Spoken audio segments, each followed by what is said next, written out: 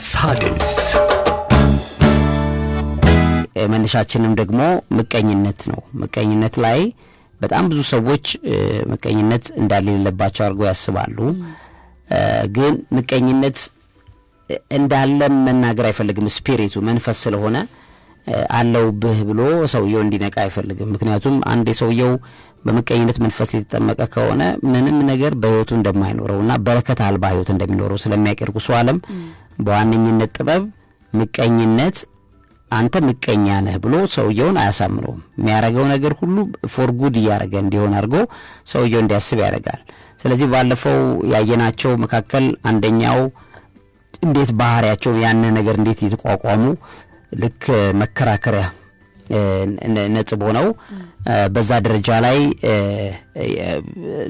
የሚያረጉት ትግል ምን ያህል ዋጋ እንደሚያስከፍል በደንብ አይተናል ባለፈው። እንደገናም ደግሞ unfounded accusation ላይ እንዴት እንደ ባህሪያት እንዳላቸው አንድ ሰው እየሄደ accusation ላይ በጣም የሚጸና ከሆነ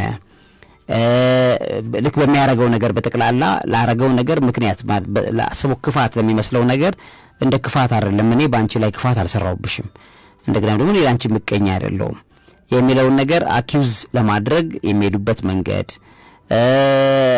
ብዙ ጊዜ የተለያዩ በተለይ ከፍላጎት ከምን በጣም ላፊውን ጉጉት ሰዎችን እንዴት አርጎ ምኞት እንደዚህ እንደምትወልድ ብዙ ነገር አየንና የዳዊትን ታሪክ አንስተን ዳዊት ላይ መስረት አድርገን ደግሞ ከዳዊት ኳሊቲስ ደግሞ የተወሰነ ነገሮችን አውጥተን እየተመለከተን ያለነው እሱን በመጠኑ እንሄድበታለን።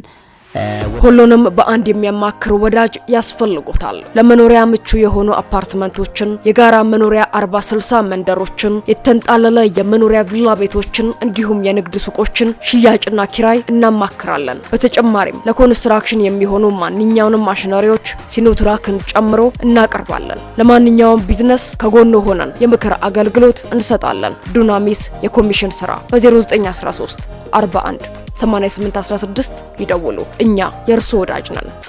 ስለዚህ አጥብቀ ልብህን ጠብቅ የሚለውን ነገር በባለፈው እንግዲህ ልብ መጠበቅ ማለት ምን ማለት እንደሆነም በደንብ አይተናል።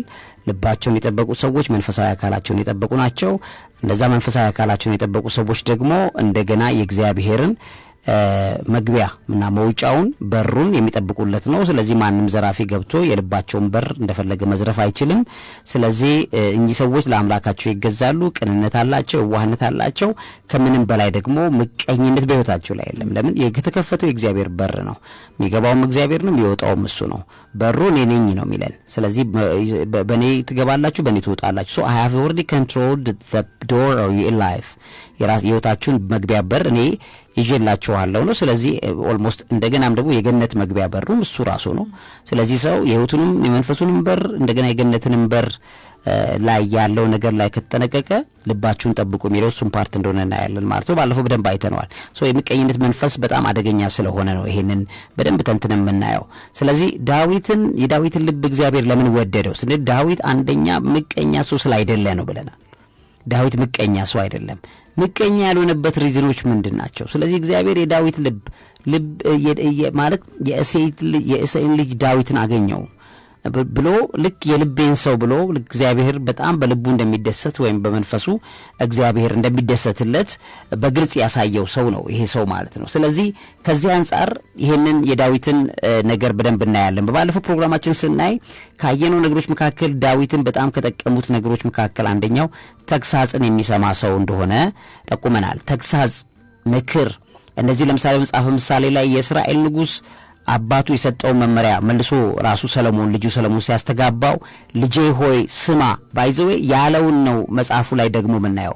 በመጽሐፈ ምሳሌ ምዕራፍ 4 ከቁጥር 10 ላይ የምናየው ልጄ ሆይ ስማ ንግግሬን ተቀበል ምን ይል ነበር? አሁን እኔ ልጄ ሆንዬን ምን አረውለዋለሁ ሁሉ ጊዜ በህይወቱ ላይ ስማሽ ያልኩ እነግረዋለሁ እና መነግረውን ደግሞ ይነግረኛል እና ጭንቅላቱ ላይ እየተሳለች ነው ማለት ያቺ ህግ መንፈሳዊ ህግ ናት። ይሄ ልጅ ነፃ የሚወጣው ለአባቱ ሲገዛ ነው፣ ለአባቱ ሲታዘዝ ነው። ለአባት ለመታዘዝ ደግሞ ምቀኛ መሆን አይፈለግም ማለት ነው። ምቀኛ ሰው ለአባቱ እንኳን ምቀኛ ነው። ባይዘዌ ሰው ልጁ ራሱ ያሳደገው ልክ እንደ ዝንጀሮ እግሩን እየተለካካ ነው የሚያድገው ልጁ።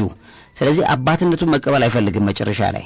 ስለዚህ በአባቱ ላይ አባትን ልግደል ላጥፋ ብሎ የሚነሳ ልጅ ማለት ከዚህ በላይ እርግማን የለም። ለምን ሲባል አባትን በመቀኘት መንፈስ ነው የኖረው።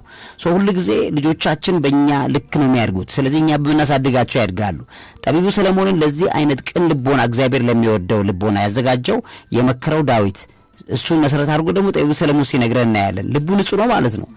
ለአባቱ የታዘዘ ነው። የአባቱን ቃል የሚሰማ ባይዘው ለምሳሌ ልክ እንበል አንቺ ከኔ ጋር ትወያለሽ፣ እኔ ብዙ ምክርን እመክርሻለሁ።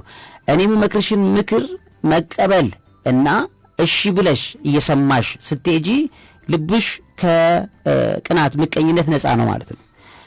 እኔም መክርሽን ነገር ሪጀክት ያርግሽ እየተከራከርሽ ስትይ ምቀኝነት ገባብሽ ማለት ነው። ሳድስ ለምንድነው ምቀኝነት ያለካካል ማለት እኩያ ሁሉን ያጫውታል። አባት ከልጁ ጋር እኩያ ሊሆን አይችልም። ልጅ ከአባቱ ጋር እኩያ ሊሆን አይችልም። እና ልጅ ተነስቶ አባትን ጫማ መለካካት ሲጀምር ምን ማለት ነው? የምቀኝነት መንፈስ ገባበት ማለት ነው። የአባትን ትእዛዝ የሚሰማ ከሆነ ደግሞ ምንድነው? ሰሚት አድርጓል፣ ታዟል። ልክ ምናየው እኮ ነው አሁን የሃይማኖት አባቶችን የሚንቅ ትውልድ ታያለሽ። እና አቡነ እከሌ ተብለው ተቀብተው በእድሜ በጸጋ የሚኖሩ አባት በክብር የሚኖሩትን አባት አንድ ታናሽ አገልጋይ ይነሳና ሙልጭ አርጎ ባገኘው ቲክቶክ ላይ ዩቲዩብ ላይ ሲሰድባቸው ታያለሽ። እንዲህ አርገዋል ብሎ አባት ቢበድል እንኳን እግዚአብሔር ነው የሚነገረው። አባት ላይ አንደበት አይከፈትም። የሃይማኖት መሪዎች የእምነት መሪዎች አትሊስት እንደኛ ኃጢአተኞች መሆናቸውን የመጀመሪያ ነገር መቀበል አለብን። እንደኛ ኃጢአተኞች ናቸው። የትኛውም እምነት ተከታይ ላይ የሆኑት ማለት በእስልምናም በኦርቶዶክስ በካቶሊክ በፕሮቴስታንት ቤትም ይሁን አገልጋዩ የእግዚአብሔርን ቃል ስለያዘ ከኛ ይሻላል፣ በጣም ይሻላል፣ በጣም በብዙ እጥፍ ይሻላል። እኛ ነን እንጂ ሌባ፣ አጭበርባሪ፣ ፖለቲከኛ፣ ዘረኛ እያለ የምንሰድባቸው እግዚአብሔር ይሄን ሲያይልባቸውን ልባቸው ስለወደደ ነው የቃሉን ኃይል የሰጣቸው። ለምንድን ነው? እኛ እንደ ሰው ሚዛን ኃጢአተኞች ነን። እኛ በጣም ጻድቆች ስለሆነ የሰውን ኃጢአት እየነጠልን ነው። እንግዲህ እግዚአብሔር ጻድቁ እንኳን የሰውን ኃጢአት ቆጥሮ በዛ ልግደላ አላለም። ምህረትን አዘጋጀልን፣ ልጁን ለመስቀል አሳልፎ ሰጣልን እኮ።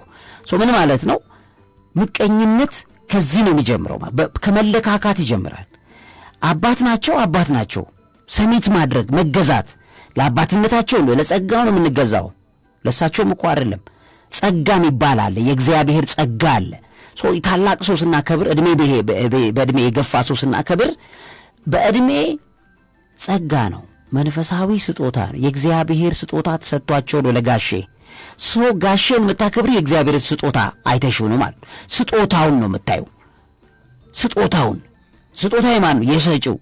ስለዚህ እሱን በማክበር ይጀምራል ማለት ነው። ንግግሮችን፣ ቃላቶችን፣ ምኖችን ተግሳጽንም ጨምሮ ሰው እየተቀበለ ሲመጣ ምን አለው ማለት ነው? ከተንኮል ከክፋት ልቡ እየነጻ ይመጣል። ዳዊት ያንን ሲናገር ሰለሞንም ያንን ይደግመዋል። ምን አለ መጽሐፍ ምሳሌ 4:10 ላይ ልጄ ሆይ ስማ ንግግሬንም ተቀበል፣ የሕይወትም ዘመን ትበዛልሃለች፣ የጥበብን መንገድ አስተማርኩህ፣ በቀናሽ ጎዳና መራውህ እንዳለው በጭንቅላቱ ይዞታል። እሷኑ ጻፋት። ሳድስ ዳዊት የነገረውን እኮ ነው። በጎዳና መራው፣ በሄድክ ጊዜ እርምጃህ አይጠብም፣ በሮጥክ ጊዜ አትሰናከልም። ተግሳጽን ያዝ፣ አትተወው፣ ጠብቀው፣ እርሱ ሕይወትህ ነውና። ይሄንን ለዳዊት እግዚአብሔር ነገረው፣ ልጄ ሆይ ያለ ነገረው። ዳዊት ደግሞ ለሰለሞን ነገረው። ሰለሞን ደግሞ ልጄ ሆይ ተብዬ ያደግኩበት ብሎ ራሱን ጻፈና ሰጠን። ይሄ ምንድን ነው የሚያሳየው? የመገዛት ሰሚት የማድረግ የመታዘዝ ውስጥ የመግባት ነገር ይታያል ማለት ነው። ይሄ ቢታየው በምንድን ነው? በቃ አለቃዬ ነው፣ እግዚአብሔር የሾመው በእኔ ላይ ያስቀመጠው ሰው ነው። እግዚአብሔርን ስለማከብረው ትእዛዙን አብሬ ያከብራለሁ። እዛ ውስጥ ቅር ያለኝስ ነገር ለእግዚአብሔር ነግረዋለሁ፣ ለሰውየውም ነግረዋለሁ። ነግሬው ካልተለወጠስ እኔ አቅጣጫዬን ቀይሬ በሌላ ሄዳለሁ። አንደበቴን ከፍቼ በኃይለ ቃል በብልግና አላዋርደውም። ይሄ ማለት የተዋረደ ትውልድ የፈጠርንበት ሲስተም ነው ማለት ነው። አሜሪካ ውስጥ ቤተሰቦቻቸውን ያሳድጋሉ። ልጆቻቸው 911 ላይ ነው የሚደውሉት። አባትየው ላይ ያለው ንቀት፣ አባትየውን ላለማክበር ያለው ሂደት ምንም አማራጭ የለውም። 911 ደውሎ አባቴ እየገረፈኝ ነው፣ ታስጥልልኛለህ አስጥለኝ ምናምን ብሎ ፖሊስ ይሉ በገዛ ልጅሽ መጥቶ ልጅሽን ይዞ ይሄዳል። ከዛስ ልጁ ምናየው በአደንዛዥ ዕፅ በግብረ ሰዶም የባከለ ተስፋ የሌለው መውለድ መባዛትን እንደምንም ያላየ ዘሩ የተቋረጠ የቆመ ትውልድ ፈጠሩ። እንድንበዛ ከፈለግን እንድንቀጥል ከፈለግን የመጀመሪያ ነገር ከምን ይጀምራል? ከቅንነት በቅንነት ከመቀበል ይጀምራል። ከቅንነት ለመቀበል ደግሞ የቅንዓት የምቀኝነት መንፈስ መመታት አለበት። ቅንዓትና ምቀኝነት ከሌለ እግዚአብሔር ንጹህ ልብ ያገኛል። የማንን? የዳዊትን ልብ ያገኛል። ዳዊትን ለምንድነው እንደ ልብ ያለው? እግዚአብሔር 100 ትእዛዝ ቢሰጠው ዳዊት 100ንም ትእዛዝ እሺ ብሎ ለመቀበል ያለው ጉጉት ይገርማል። ለምን? ሰሚት አድርጓል፣ ተገዝቷል፣ ልቡ ክፍት ነው። ስለዚህ በሩ ለእግዚአብሔር ክፍት ነው። እግዚአብሔር እንደፈለገ እንዲገባና እንዲመላለስ ልቡን ከፍቶለታል። ይሄ የምን ልብ ነው? የቅንነት ልብ ነው። ሰው ሕይወትን ይቀይራል። አዎ ልጆችን ይቀይራል። ትውልድን ቀይሯል። አዎ ዳዊትን በሺህ ዘመናት ላይ አሁንም ንጉሥ ነው። ዓለም ላይ ዘቤስት ንጉሥ ያስባለው ኳሊቲ አንዱ ይሄ ነው ማለት። ቃሉን ለመቀበል ልብ ክፍት ይላል። ሣድስ አያጉረመርምም። ምክር ነው፣ ተግሳጽ ነው። ልክ ስገስጽሽ ለኔ ብሎ ነው፣ ምን ሌላ ነገር አይደለም። አብይ በኔ ላይ ክፋት አያስብም። አስቦ ክፋት እንዲህ አታድርጊ አይለኝም። ለኔ መልካምነት እንደሆነ አውቃለሁ ብለሽ ካመሽ ሙሉ ለሙሉ የምነግርሽን ነገር ለአንቺ ጥቅም እንደሚሆን አድርገሽ ልብሽ ለመቀበል በሩ ይከፈታል። እግዚአብሔር የሚነግረን ሁሉ ለኛ ብሎ እንደሆነ ለሱ ምንም የሚጨምርለት የሚቀንስለት ነገር እንደሌለ አምነን ያንን ልባችን ክፍት ከሆነ ቅን ልቦና ይባላል። የዳዊት ልብ ይባላል ማለት ነው። ተግሳጽን ስንሰማ ከሞት ከአደጋ ሕይወት ከሚያሳጥሩ ነገሮች እንታደጋለን እንላለን። ሁሉ ጊዜ እኮ ይሄን ሬዲዮ ፕሮግራም ለማዳመጥ የተከፈተ ልብ ይፈልጋል። ምቀኛ ልብ አይፈልግም። ምቀኛው የለቀቅሽው የሚገርም ቪዲዮ ለፍተሽ እኔ በቃ ለፍቼ በጣም ወገቤ ተቆርጦ አንድ ቪዲዮ ለመስራት ምን ያህል ቀኑን ሙሉ ሌሊቱን ሙሉ እያነበብኩ ምን ብዬ በጣም አንድም ሐሳቤ አንድ መስመር ሐሳቤ ዝም ብላ ተርከስክሶ የተቀመጠ ሐሳብ እንዳይሆን በመረጃ በምን ያርኩ ለመስራት ደክሜ የ20 ደቂቃ ቪዲዮ ለቅቄለት አታንዛዛዋ አሳጥር ያ ሁሉ ሐሳብ በ20 ደቂቃ አጥሮ ከቀረበ በጣም ይገርማል ሰውየው። ከዛ በኋላ እኮ ሄዶ ስድብ ነው ጋግስ ቲክቶክ ላይ ያሉ እነሱ ላይ ነው የሚሄደው። እና ይሄ ሰውዬ በህይወቱ ላይ በጭንቀት በፍርሃት በብዙ ነገር ላይ ቢኖር ቃሉን የሚፈርድበት እግዚአብሔር ሊያስተምረው የፈለገው የነበረው ነገር ላለመቀበል የሄደበት የምቀኛ ልቡ ልክ ሲያይሽ ገና ምቀኝነቱ የሚመጣበት ምን ነው እንደ ዛሬ ፊቷ ራሱ አነጋገሯ ልክ አይደለም እያለ ነው። አንቺ ልታስተምሪው የመጣሽው ሰው እንትን ስታይልሽን እጅሽና የእግርሽን አሯሯጥ ምንድነው ነገርየው ብሎ ነው የሚጀምረው። ለመቀበል ልቡ ክፍት አይደለም። ስለዚህ እግዚአብሔር ሊነግረው አይችልም። እግዚአብሔር አልፎ የሚነግራችሁ ሰዎች ልባቸው እንደ ዳዊት የተከፈቱትን ነው። ስለዚህ የምቀኛ ልቦና አንዱ ልብ የተዘጋበት ነው። ዲያብሎስ ለምንድነው ዝግ ልብና የፈርዖን ልብ ያን ሁሉ ዋጋ የከፈለው ለምንድነው? ዝግ ልብ ስለሆነ ነው። ክፍት ልብ ይፈልጋል ማለት ነው። ስለዚህ ይሄ አንዱ ነው። ሌላኛው ዳዊት ከነበሩት በጣም አስገራሚ ኳሊቲዎች መካከል አንዱ ዲፕ ላቭ ፎር ጋድ ኤንድ ፕሬዘንስ ለእግዚአብሔር ህልውና የጠለቀ ፍቅር ያለው ነው። ምቀኛ ሰው ለእግዚአብሔር የጠለቀ ፍቅር ሊለው አይችልም። ለእግዚአብሔር የጠለቀ ፍቅር ያለው ሰው ለሰው የጠለቀ ፍቅር ይሰጣል። ለምን? አምላኩን ፈጣሪውን ስለሚያይ። እግዚአብሔር ሲፈጥረን በአማራነት፣ በኦሮሞነት፣ በኦርቶዶክስነት፣ በካቶሊክነት፣ በነጭነት፣ በጥቁርነት የሚለውን መሰረት አድርጎ አይደለም። አንድ ሰው በተወለደበት ቦታ ላይ ቀለሙ ይወሰናል። ዛሬ ጠይም ሆኖ ተወልዶ እንደሆነ አሜሪካ ረጅም ጊዜ በረዷማ ቦታ ላይ ሲኖር ሰውየው ከለሩ ተቀይሮ ወደ ነጭነት ሊቀየር ይችላል። ከሆነ ጊዜ በኋላ ከብዙ ዓመታት በኋላ ቤተሰቦች ወደ ነጭነት ተቀይረው ሊሆን ይችላል። ስለዚህ እግዚአብሔር ሲፈጥረን እኒህን ነገሮች አይቶ ወይ ዲዛይን አድርጎ ፈልጎት ወይም ደግሞ ይሄ መለያያው መንገድ ሆኖበት አይደለም። እኛ የሰው ልጆች ግን ካለን የመራመድ የመሄድ የመንቀሳቀስ የነጻነት ፍላጎት የተነሳ ነገሮቻችን ሊቀያየሩ እንደሚችሉ ደግሞ እናውቃለን። ሣድስ ስለዚህ ምን ማለት ነው? እግዚአብሔርን የሚወድ እግዚአብሔር ዓለምን ሁሉ በወደደበት መነጽር አርጎ ሰውን ይወዳል። እግዚአብሔር ቅን ልቦና ስላለው ያ ሰውዬ የልቡ ቅንነት እስከ መጨረሻ ጥግ መከፈት ይችላል። ዳዊት የነበረው ልብ ያ ነው። ዲፕ ላቭ ፎር ጋድ ለእግዚአብሔር የእውነትና የጠለቀ ፍቅር አለው። ምቀኛ አይደለውም አንድ ሰው ካለ ለእግዚአብሔር የጠለቀ ፍቅር አለው።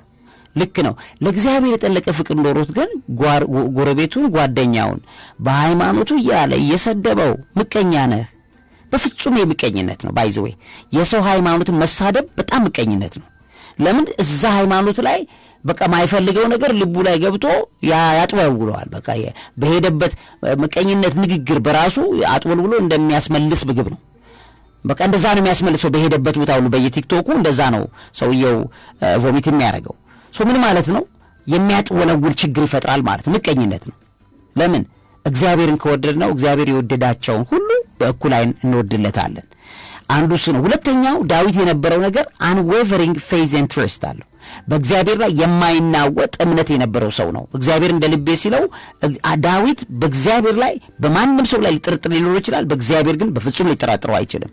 ቅን ልቦና ስላለው ነው። ያንን ልብ እግዚአብሔር ይወደዋል። ስለዚህ ሰውን እግዚአብሔር ይወደዋል። እግዚአብሔርን በማመን ሰዎችን እናምናለን ማለት እግዚአብሔር ይጠብቅልኛል፣ የፈለገ ነገር ቢኖር ሚስቴን አምናታለሁ የትም ቦታ ላይ ብትሄድ ብሎ ይላል። ለምን እግዚአብሔርን አምነዋለሁ። ባለፈው ስንል እንደነበረው ማለት ነው። እግዚአብሔርን አምነዋለሁ፣ ሚስቴ የትም ቦታ ላይ ብትሄድ ምንም እንደማትሆን አውቃለሁ። ለምን I trust my Lord። እሷን አይደለም ማምነው እግዚአብሔርን አምነዋለሁ። ስለዚህ እግዚአብሔር ከገደል ውስጥ ምን ያረጋታል? ይጠብቅልኛል ስለሚል የጥርጥር የቅንዓት ልቦና ከልቡ ላይ ምን ይሆናል? ይነቀላል። የዳዊት ልብ አንደኛው unwavering የማይናወጥ ብልጭ ድርግም የማይል እምነት በእግዚአብሔር ላይ ስላለው ነው። እኛም በእግዚአብሔር ላይ ብልጭ ድርግም የሚል እምነት ከሌለ ምቀኛ መሆን አንችልም። ምቀኝነት ከህይወታችን ይጠፋል። ለምን ሰዎች ላይ የምንመቀኘው እግዚአብሔርን ስላላመን ነው መጠን ነው። እግዚአብሔርን በጣም ካመንነው በሰዎች ላይ በሚሆነው ነገር ምቀኝነት ሊሰማን አይችልም። ምክንያት ቢባል ከሰዎቹ የሚበልጠውን በእጃችን ላይ ስላለ። ሶስተኛው ጄኒን ሬፒታንስ ያደርጋል። ዳዊት ከነበሩት ኳሊቲዎች መካከል እግዚአብሔርን በጣም ከሚወድለት ነገሮች መካከል ዳዊት በፍጥነት ንስሐ ለመግባት ቅርብ ሰው ነው። ጄኒን ሬፒታንስ ከልቡ ነው ይቅርታ የሚጠይቀው እግዚአብሔርን ማለት ነው። ምቀኛ ሰው ግን ባይዘው ልቡ ደንዳና ነው። ለመጸጸት ራሱ በጣም ደንዳና ነው የሚሆነው። አይተሽ እንደሆነ በቃ ልክ ይሄ የምቀኝነት ስሜት ያለበት ሰው ላረገው እንኳ ማለት ነው ላረገው ለሰራው በደልና ግፍ እንኳ ይቅርታ ለመጠየቅ ፍቃድ የለውም። ለምን በቀሉ አንቺ ስትወድቂለት ማየት ነው እንጂ ያንቺ ሐዘን አይደለም። ውድቀትሽ ነው የመጨረሻው ግቡ። እስካልወደቅሽ ድረስ አሁንም ድረስ ላንቺ ጸጸት አይሰማውም። ዳዊት የነበረው ልብ ምንድነው? ለእግዚአብሔር ፊት የንስሐና የጸጸት ልቦና ነበረው። ምን ማለት ነው? እግዚአብሔር በፍጹም ይቅር እስኪለው ድረስ መጠን ያክል ማለት ነው። ይሄኛው ምቀኛው ደግሞ ሰውየው በፍጹም እስኪወድቅ ድረስ ነው ጨካኝነቱ። ልቦና ልዩነት አለ ማለት ነው። ስለዚህ አንድ ሰው ምቀኛ አይደለሁም ብሎ ካለ ለንስሐ ለመጸጸት ለመውደቅ ይቅርታ እሺ በቃ ይቅርታ ብያለሁ ይቅርታ አድርግልኝ ስትለው በቃ ዞር በይ ይላል፣ ይጨክናል መልሶ ማለት ነው። ለምን በምቀኝነት ምክንያት ነው እንጂ የጨከነባት ይቅርታ ማለቷ ግቡ እንዲሆንለት አይደል? ለምሳሌ አንዳንዴ ስታጠፊ የአባት ለልጁ ምቀኛ ማይሆንበት ነገር እናውቃለን። እናት ለልጇ ምቀኛ አይደለችም እና ልጇ በቃ አጥፍታ ያን ሁሉ ነገር አጣካበቀዎች በቃ ማሚዬ በጣም ይቅርታ እሺ ስትላት ነይ እሺ በቃ ከዚህ በኋላ እንዳታርጊ ብላ አቅፋት እሺ ታርገም ፊሽን ታጠቢ ምናምን ብላ ከገረፈቻት በኋላ እንደዛ የምታደርገው ለምንድን ነው? እውነተኛ ልብ ስላላት ነው። ነገር ግን የእንጀራ እናት ባህሪን ደግሞ ልጅቷ የባሏ ልጅ ነው እንበል ይቅርታ እያለ ስቅስቅ ብሎ እየጠየቃት ዝም ከዚህ አሁንም ጨካኝ ናት። ለምን? ምቀኝነት ላይ ነው እንጂ እሷ ያለችው ሬፒታንሱ ላይ አይደለም። ምቀኝነቱ ከማን ነው? ከባሏ ቀድሞ ሚስት በህይወት ከሌለችው ጋር ሁሉ ሳይቀር ምቀኛ ናት። በቃ እሷን ባሰበቻት ቁጥር ሁሉ ልጇን እንጀራ ልጇን ቤት የገባችውን ስጋዋን ብትቦጫጭቃት ሁሉ ትፈልጋለች። ስለዚህ በቀሏ ከዚህ ያለፈ ነው፣ ከይቅርታ ያለፈ ነው። የሬፒታንስ ልብ ያለው የጸጸት ልብ ያለው ግን የዳዊት ልብን አይተሽ እንደሆነ ወዲያው እግዚአብሔር ደግሞ ይሄን አይን ልብ ስላለው ወዲያው የሚጸጸቱትን ወዲያው ሊምራቸው የሚችል አምላክ እንደሆነ እናውቃለን። ከየዋሆቹ ጋር በየዋህ መንገድ ከክፉዎች ጋርም ደግሞ በጣም ጠንካራ በሆነ መንገድ እግዚአብሔር እንደሚሄድ ይናገራል። በእልህ ስለማናሸንፈው ማለት ነው።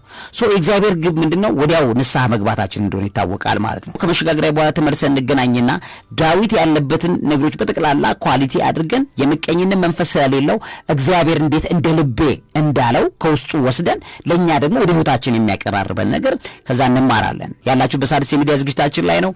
ዕውቀት ታላቁ እግዚአብሔርን ታከብራለች። ሣድስ እንቀጥል። ክቡራትና ክቡራን ሣድስ ቤተሰቦቼ፣ ስለዚህ ከዳዊት በጣም አስገራሚ ኳሊቲዎችን እንወስዳለን።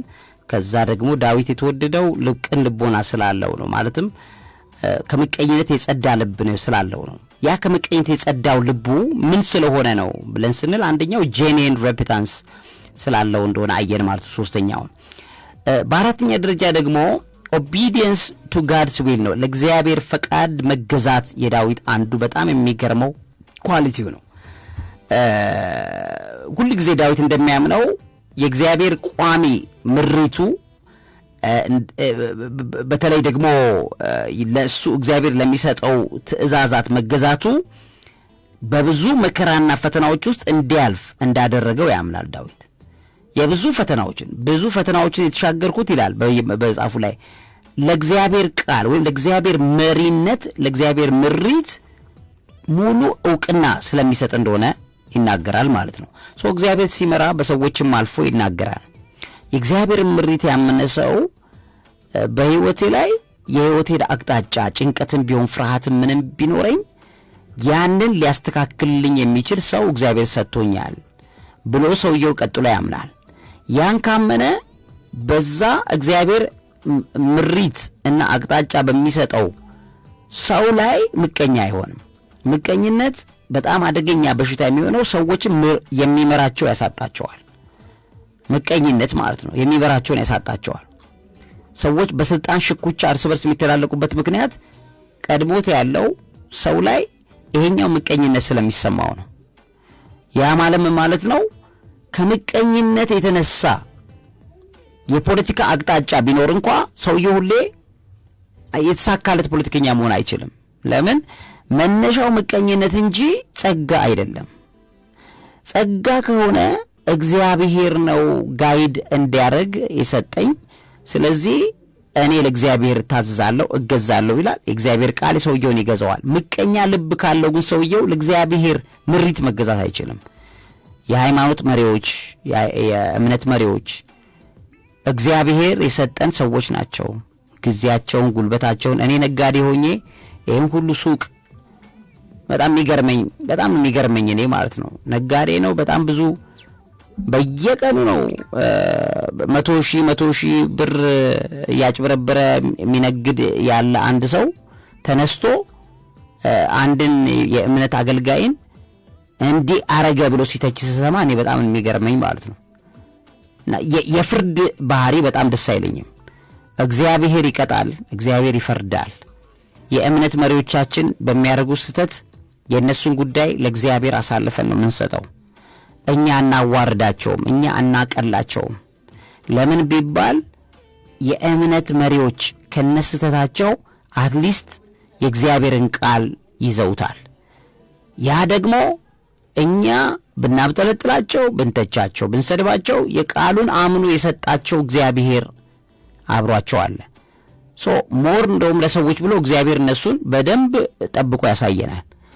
በዛ ትችት ውስጥ አይደለም፣ በዛ ማዋረድ ሂደት ውስጥ አይደለም። እዚህ ሀገር እኮ በጣም ብዙ መንፈሳዊ መሪዎች ተዋርደዋል። ባይዞ በቲክቶከሮች በምን እንደ ተራ ማለት ነው። እና የያዙትን የእግዚአብሔርን ቃል ሰውየው ዘሎ ማየት አይችልም፣ አይፈልግምም፣ ለማየትም ዝግጁ አይደለም። ሰውየው ነው የሚመለከተው። በጣም የሚያሳዝነው እነዚህ መሪዎች ዋነኞቻችንን በዚህ አይነት ወጥመድ ውስጥ ከቶ ማዋረድ ማለት በሚገርም ደረጃ ሌላ ተተኪ ትውልድ ወይም ቀጣይ ትውልድ የመንፈሳዊ ምሪት መቀበል ባህል አይኖረውም። ሳድስ ዳዊት ከነበሩት በጣም አስገራሚ ኳሊቲዎች መካከል ማንንም አይሰማም እግዚአብሔርን በተመለከተ። በቃ ይሄ እግዚአብሔር ምሪት ነው ብሎ ይላል። ከዛ እግዚአብሔር ለፈቃድህ እገዛለሁ ይላል። በሰዎችም ይናገረው፣ በነቢያትም ይናገረው። ለምሳሌ በጣም ዳዊት ዊክ በሆነ በደከመ ሰዓት ላይ በነቢያት አልፎ መልእክት ያመጣልና ዳዊት እንዲህ ብለህ ንገረው ብሎ እግዚአብሔር በነቢያቱ አልፎ ዳዊት ይነግረዋል። ዳዊት ነብዩ የተናገረውን ነገር ከውስጡ ኮንፈርም ያደርገዋል። ከዛ ሲያደርገው ኮንፈርምድ ነው፣ ከልቡ ልክ ነው፣ እግዚአብሔር እኔ ነኝ ተናገርኩ የሚል ውስጥ ኮንፈርሜሽን ሲሰጠው ይቀበለዋል። ሲቀበለው ሰው ተናገረኝ ብሎ አይደለም የሚቀበለው፣ እግዚአብሔር ተናገረኝ። አሁን እኔ ሬዲዮ ላይ እዚህ ጋር ማወራቸው ነገሮች አብይ ተናገረኝ ብሎ አይደለም። የእግዚአብሔር ቃል ከሆነ የኔ ሐሳብ አለ፣ የእግዚአብሔር ሐሳብ አለ፣ ይታወቃል፣ ግልጽ ነው። ይሄ ነገር የእግዚአብሔር ባይዘው ሰውን ለአንዴና ለመጨረሻ ጊዜ የሚቀይረው የእግዚአብሔር ሐሳብ ነው እንጂ የሰው ንግግር አይቀይርም። በሰዎች አልፎ የሚናገረው እግዚአብሔር ነው ወይም የቃሉ ኃይል ነው የሚናገረው ሰውየው ነቅሎ የሚቀይረው እግዚአብሔር ነው እግዚአብሔር ቀየረኝ ብሎ የሰው አይኑን ከኔ ላይ ማንሳት መቻል አለበት የሚቀይረው የሚሰራው ማን ነው እግዚአብሔር ነው እኛ ማይክሮፎን ነን የስ ጥሩ ተናጋሪ ጥሩ ሐሳብ ማመንጨት ብዙ ማንበብ ብዙ መትጋት የሰዎች ስራ ስለሆነ እነዛን ሰዎች አፕሪሺየት ማድረግ ጎበዞች ቀጥሉ እናንተ ስትበረቱልን ነው እኛ ምን በረታው አንድ ነገር ሁሉ ሳለ የሚቀይረው ግን የቃሉ ኃይል እግዚአብሔር ነው ስለዚህ እግዚአብሔር እንደው ጋይዳንስ ይሰጣል ምሪት ይሰጣል ቅን ልቦና ያለው ሰው የሚመራውን መንፈሳዊ የሚመራውን አካል ምን ያደርጋል ማለት ነው በትክክል ይታዘዛል ለሚለው ምክንያቱም ቃሉ የማን ነው ብሎ የሚታዘዘው የእግዚአብሔር ነው የነገረኝ እግዚአብሔር ነው እታዘዛለሁ ብሎ የሚለው ለቃሉ ኃይል ይታዘዛል ማለት ነው ምቀኛ ከሆነ ግን ይዞለት የመጣው አገልጋዩን ገና አውደ ምሕረት ላይ ቆሞ ልክ ሊሰብክ ሲል ይሄ ሰውዬ ደግሞ መጣ ይሄ ዘብዛባ ብሎ ነው የሚጀምረው ገና ምቀኛ ነው ገባበት ስለዚህ ያ ምቀኛው መንፈስ ሰውየው እንዳያደምጥ የእግዚአብሔር ኃይል ወደ ልቡ መጥቶ ህይወቱን እንዳይቀይረው ይከላከልበታል እዚህ ቦታ ላይ ኢትዮጵያ ላይ ስንት ወጣቶችን መቀየር እየተቻለ ወጣቶቹ ግን በአጉል አዋቂነት መንፈስና በስድብና በግትርነት መንፈስ ውስጥ ስለገቡ ሚነግሯቸው ሰዎች በተቀላላ ለመቀበል ልቦናቸው የተዘጋ ስለሆነ ሁሉ ጊዜ በህይወታቸው ላይ እየተላተሙ መጨረሻቸው የፈረካከሰች ከርካሷ መኪና ሆነው ነው ከከተማ ሪሳይክል ሆነው የሚወጡት ማለት ነው ስለዚህ የሚሰማስ የእግዚአብሔርን ቃል የሚሰማኝ በርጋታ ይቀመጣል የእግዚአብሔር ቃል ከመከራም ከስጋት ከስቃይ ሁሉ ይልናል ብሎ ያስቀምጣል መዝሙረ ዳዊት ምዕራፍ 1 ላይ የሚሰማኝ ስለዚህ ልጄ ሆይ ቃሌን አድምጥ እሺ እግዚአብሔር ሆይ ምን ላድምጥክ ንገረኝ ሲል በሰዎች በአገልጋይ አልፌ የተናገርኩህ አውደ ምሕረት ላይ በየቸርቹ በየመስጊዱ በየምኑ የተናገርኩህ እኔ ነኝ ስለዚህ ህይወትን ቀይር እሺ ብሎ ለቃሉ ይታዘዛል ዳዊት እንዲህ አይነት ልብ ነበረው ምቀኛ ግን ያን ሊያረጋ አይችልም ሰው ለእግዚአብሔር ቃል ከሚታዘዘው ይልቅ ለአነቃቂ ንግግር በጣም ብዙ ሰው ምቀኛ መሆን አይገባውም የእግዚአብሔርን ቃል እውነት እየገፈተረው ማለት ነው የሰውን ንግግር ለማድመጥ የሚል ሰው በእግዚአብሔር ቃል ላይ ምቀኛ ነው ሰውየው ህይወቱ አይቀየርም ሁሉ ጊዜ በዛው በከረከሰ ህይወቱ ወደ አፈር ይገባል ከዛ የእግዚአብሔር ቃል ኃይል በልቡ ላይ ስለሌለም ገነት ማለት ሩቅ ነው ለዚህ ሰውዬ ሩቅ ነው ባይዞ ሰው ገነት የሚገባው የእግዚአብሔር ቃል ኃይል በልቡ ሲቀመጥ እንደሆነ መታወቅ አለበት የእግዚአብሔር የቃል ኃይል የቃሉ በመልአት ልቡ ውስጥ ካለ የእግዚአብሔር የቃል ኃይል ማለትም ቃሉ ከመንፈሱ ጋር ማለት ነው ቃሉን ብቻ ሸምድዶ ለመከራከሪያነት ቢሸመድድ አይደለም የእውነት የእግዚአብሔር ቃል ከመንፈሱ ጋር ልቡ ሲያስቀመጠ ሰው ወይ በመንፈሱ ላይ የተቀመጠለ ሰው ሲኦል ምን ይሰራል ለምን ሰውየው የተቀመጠው የማን ቃል ስለሆነ ነው የእግዚአብሔር ቃል ታዲያ ሲኦል ስለምን ይገባል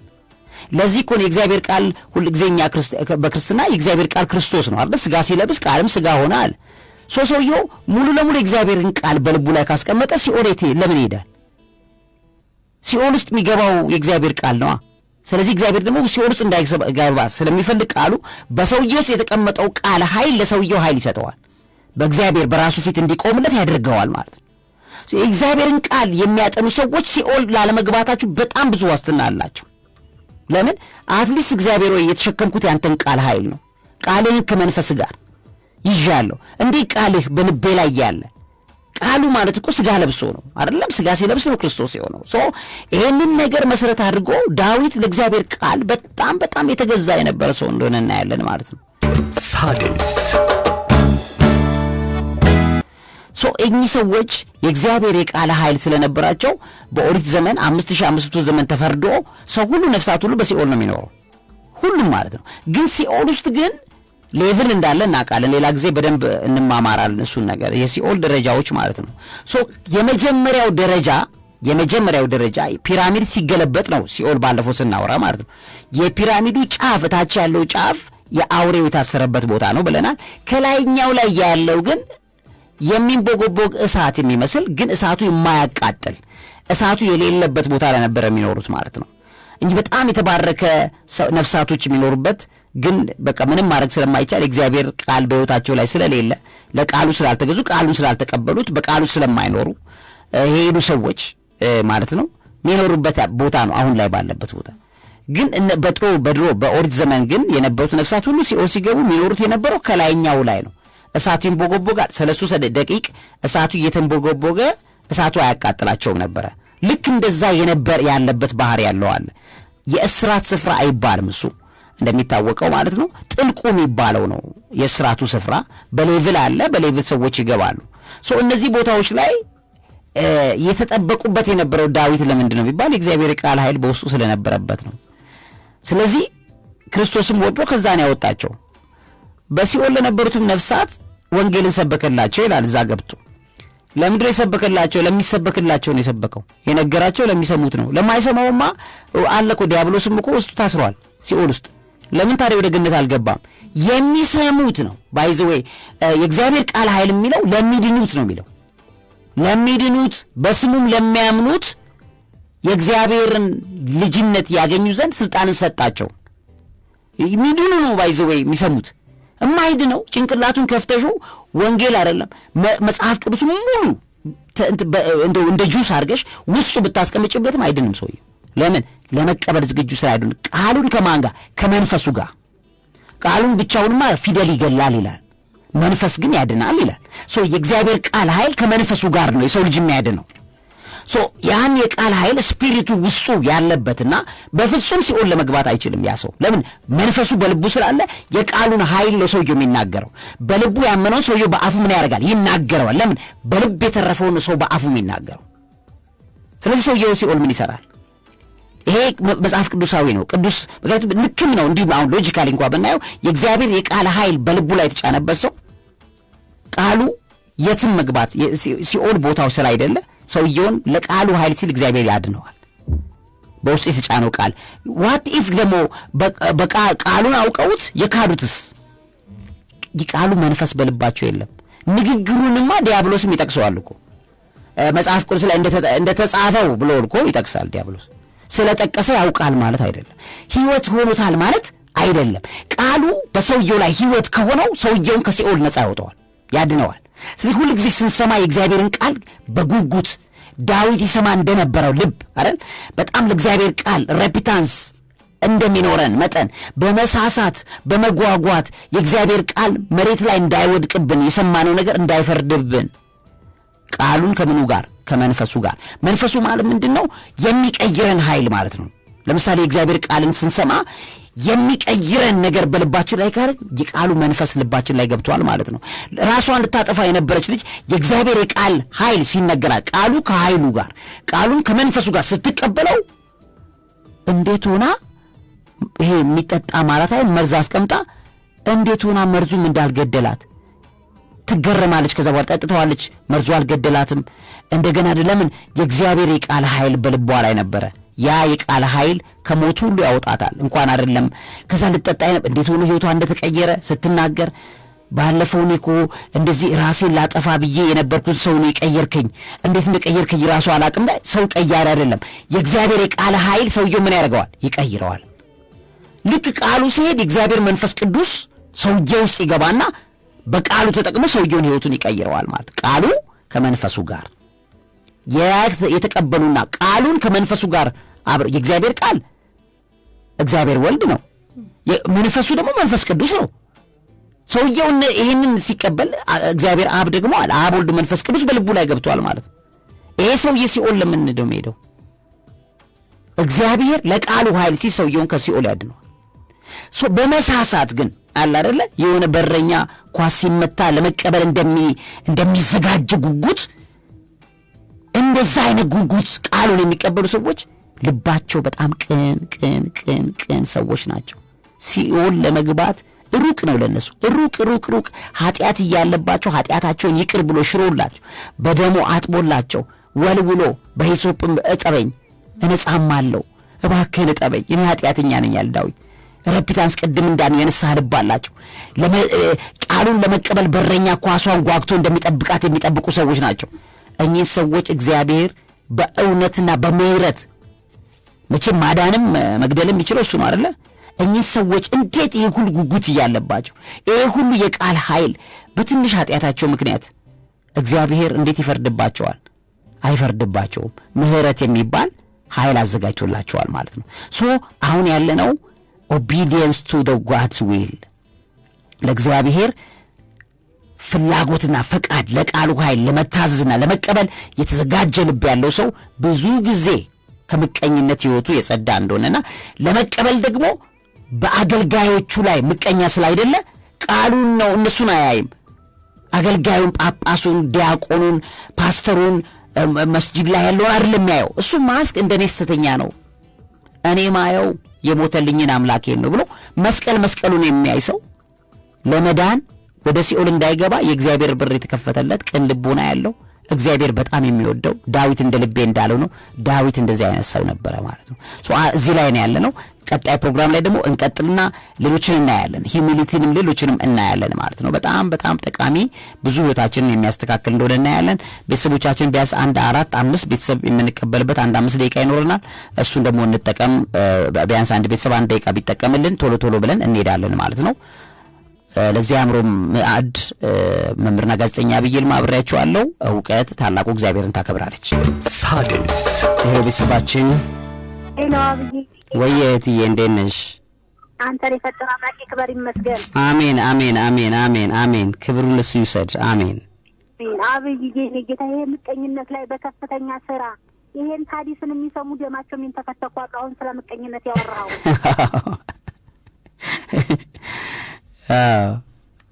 በደንብ ስራበት፣ ይሄን በደንብ ስራበት ዐቢይ ጌታ። እቺ እኔ በጣም ተባረኪልኝ። አንተን የፈጠረ አምላክ ክብር ይመስገን። አሜን። ምስጋናውን ኃይሉን ሁሉ እሱ ይውሰድ። እውነትሽን ነው። በጣም ደስ ብሎኛል እህትዬ። እሺ መርቀኝ። እወድሻለሁ። ተባረኪ። ዘርሽ ይብዛ፣ ከክፉ ነገር ሁሉ ይሰውርሽ። ልጆች አሉሽ አይደል? አንድ ልጅ አለኝ። እሰይ ያብዛልሽ። እሺ ዘርሽ ይብዛ። የተባረክልሽ እህትዬ። በጣም እወድሻለሁ፣ አከብርሻለሁ። እሺ እኔ ተባረኪ። እሺ ዋው ይገርማል። በጣም ምርቃትን ራሱ ለመቀበል የሚጓጓ ሰው እኔ በጣም እንደዛ አይነት ሰው ነኝና አንድ ሰው ተባረክ ሲለኝ አሜን ብዬ ባንክ ቤት አስገብቻለሁ። እግዚአብሔር ምልኝ ለምን ያ ኃይል ሆኖ ያድጋል እና ሀብትም ነው። አንድ ቤተሰብ እንስማ። ሄሎ ቤተሰባችን፣ ሄሎ እሺ፣ ሌላ ቤተሰብ ጋር እንሂድ። ስልኮቹ ቢዚ ናቸው። ብዙ ስልኮች ነው የሚደወሉት፣ እያየን ነው። አንድ ቤተሰብ እናውራ። ሄሎ ቤተሰባችን። ሄሎ ጤና ይስጥልኝ ቤተሰብ። ቃልዮት ያሰማልን፣ መንግስተ ሰማያት ያዋርስልን ዐቢይ። አሜን እህትዬ፣ አሜን። ተባረኪልኝ። አዎ እግዚአብሔር አንተን ለኛ እንትን አድርጎ ፈጥሮልናል። ደስ የሚል ነው። እግዚአብሔር ይስጥህ፣ እግዚአብሔር ያኑርህ። አሜን የኔ እህት፣ በጣም ነው ደስ ያለኝ ስላገኘሁሽ። አዎ እግዚአብሔር ይስጥልን። አሁን የምታስተምረው ትምህርት በጣም ነው ለሰው አስተማሪ ነው። እሰይ በዚሁ ቀጥልበት እሺ እህትዬ፣ በጣም ተባረኪልኝ። እግዚአብሔር ይጠብቅሽ፣ ከክፉ ሁሉ ይሰውርሽ። እሺ ትንሽ የምትመስል ነገር ብትኖር እንኳ እሷን ንቅል አድርጎ መርፌ ገብቶ እሾክ እንዴት ነው ሲገባ ከገባ በኋላ ንቅል ሲል የሚሰጡት ሰላም አለ አይደል? እሷን ደግሞ ንቅል አድርጎ ሰላም ይሰጥሻል። ተባረኪልኝ። አሜን። እሺ እህትዬ፣ መልካም ጊዜ ይሁንልሽ። እሺ ላንተም። እሺ አሜን። ሌላ ቤተሰብ እንስማ። ሄሎ ቤተሰባችን። ሄሎ ወየ እህቴ። ዐቢይ እንዴት ነሽ እህት አለም? በጣም አመሰግናለሁ። ደህና ነህ? እግዚአብሔር የተመሰገነ ይሁን። በጣም አከብርሻለሁ። ደስ የሚለው ቃል የተናገርከው ይሄንን ፕሮግራም ለማድመጥ ቅን ልቦና ያስፈልጋል። yes yeah thank you። ትክክል ነው። በጣም ትክክል። እግዚአብሔር የመረጠው ነው ይሄንን የሚያደምጠው። ትክክል። እግዚአብሔር የመረጠውና ጆሮን የከፈተለት ነው። እግዚአብሔር የተመሰገነ ይሁን። ይሄን ሰዓት የሰጠኝ ያለውን ወከባ ሁሉ ያረጋጋልኝ አምላክ ክብር ለሱ ይሁን። የኔ ጀግና ትልቅ ሰው ነሽ አንቺ። በነገርሽ ላይ ትልቅ መንፈስ ማለት እኔ አሁን በመንፈስ ያደለ ፊልም አድርግሽ በጣም ትልቅ ጃያንት አቅም ያለሽ ሰው ነሽና ያንን አቅምሽን በደንብ እዩ። እሺ እውነቴን ነው የምነግርሽ። እኔ ዝም ብዬ አሁን ብዙ አላወቅኩሽም አይደል? ግን መንፈስ ውስጤ ይነግረኛል። የረዴት እናት ያ ፓወርፉል እናት ተባረኪ። እሺ በጣም እግዚአብሔር ያክብርልኝ። አሜን። በጣም ነው ማመሰግንክ። ያንተ መንፈስ በጣም ነው ደስ የሚለው። የእውነት ከልብ ስለምታወራ ከልብ የምፈልገውን ነገር የሆነ ነው ማደምጠውና እህቴን እወድሻለሁ በልልኝ። ይሄው ሰምታለች። በጣም እንወድሻለን። የረዴት እናት ተባረኪ። እሺ ደስ የሚል ቀን ይሁንልህ። ደስ የሚል አመሻሽ እግዚአብሔር ለሳምንቱ ያድርስህ። አሜን አሜን። ተባረኪልኝ። እሺ ሁሌም ኑር። ሀገር ቅድም ተናግረሻል። አሜን። ለሀገር እንጸልይ፣ ለህዝቡ ለመሬት ለህዝቡ እንጸልይ። ቴንኪው። በጣም ነው የምወድሽ። ተባረኪ። ረድኤትን እግዚአብሔር ያሳድግልሽ፣ ነገስታት መካከል ያድርግልሽ። ተባረኪ። አሜን። መልካም ጊዜ ይሁንልሽ። ቻው። እሺ እሺ። ሌላ ቤተሰብ እንስማ። በጣም የሚገርም ምርቃት ነው። ሄሎ ቤተሰባችን፣ ሌላውን ስልክ እንየው። አይ ቲንክ የኛው ዲስኮኔክትድ ሆኗል። ሌላ ስልክ። ሄሎ ቤተሰባችን፣ ሄሎ ዛሬ ዘግይቶ የሚገባው ድምጽ። እሺ ቀጥሎ ሌላ ወደ ቤተሰብ እንሂድ። ሌላኛው ስልክ። እሺ ሄሎ ቤተሰባችን፣ ሰላም ነህ? ጤና ይስጥልኝ እህትዬ። እግዚአብሔር ይመስገን። እሰይ እግዚአብሔር ይመስገን። ማንን በከየት ደወልሽልኝ? ታሪሳና ማርያም በጣም ደስ የሚል ቃል እግዚአብሔርን ቃል ባንተ በኩል ስለሰማሁኝ በጣም ደስ ብሎኛል። እኔም በጣም ደስ ብሎኛል። በጣም መስማት በጣም ደስ ይላል። ይፈውሳል፣ ይጠግናል፣ ያድናልምና በጣም ነው ደስ ያለኝ። ለመጀመሪያ ጊዜ ያገኘሁኝ በጣም እንዲልልኝ የኔ ጀግና በጣም ደስ ብሎኛል። ምን ያህል ጊዜ አዳመጥሽን? ያቺኛዋ ውጭ ሄደችው ልጅ ጽዮን ዳበሳ ጀምሮ ነው የምሰማ። እሰይ ብዙ ዓመት ነው። ይገርማል። እና በጣም ደስ ይለኛል። ቃልህ የእግዚአብሔር ቃል በአንተ በኩል ወደኛ የሚመጣው በእውነት ሁልጊዜ የሚጠግን ነው። ቃሉን ነው የምታነበው። ቃሉ ደግሞ ወደኛ ውስጥ እንዲገባ ትክክል በእውነት የእግዚአብሔር ጸጋ አስቀምጦልሃልና በጣም ነው ደስ ያለኝ። ደስ ብሎኛል። አከብርሻለሁ፣ ወድሻለሁ። 2-3 ልጆች አሉ? ልጆች አሉ። ስንት አሉ? 2-3 በጣም ነው ማከብርሽ፣ መወድሽ። ልጆችሽን እግዚአብሔር ይባርክልሽ፣ ከክፉ ሁሉ ይሰውርልሽ። እሺ አሜን። አንተም ተባረክ። አሜን። አሁንም ይጨምርልህ። አሜን አሜን። እህትዬ ተባረኪ። መልካም ጊዜ ይሁንልሽ። አንድ ቤተሰብ እንስማ። ዋው ከቤተሰቦቻችን ጋር እኮ 10 ሰዓትን ቢኖረን ደስ ይለናል፣ ግን እጥረት ነው እንጂ ሰዓት። ሄሎ ቤተሰባችን። ሄሎ አብይዬ። ወይዬ እህት አለሜ። ሰላም ላንተ ይሁን። ላንቺም ይብዛልሽ እህትዬ። አሜን አሜን አሜን። አብይዬ በጣም በጣም በጣም ነው የምወድህና የአንተን ፕሮግራም ሲሰማ እግዚአብሔር እግር ስር ቁጭ ብዬ እንደምማር ነው የምቆጥረው። አሜን። ሁሌም እንድነቃ እንዳይ ትውልድን ያለውን ነገር ምድሪቷ ላይ ያለውን ነገር ስለምታሳየን እንደገና እኛም ራሳችን ወደ ውስጣችን እንድናይ ስለምታረገን እግዚአብሔርን ስላንተ በብዙ ባርከዋለሁ። አሜን እህትዬ። አንተ ለምድሪቷ በረከት ነህ። አሜን። ጥያቄዎቻችን አንተ በምታስተምረን እየተፈቱ ስለሆነ ትውልዱን ቤተሰባችንን በአንተ ለምናድር እግዚአብሔር ክብሩን ጠቅልሎ ይውሰድ። አሜን አሜን አሜን። ክብሩን ሁሉ እሱ ይውሰድ።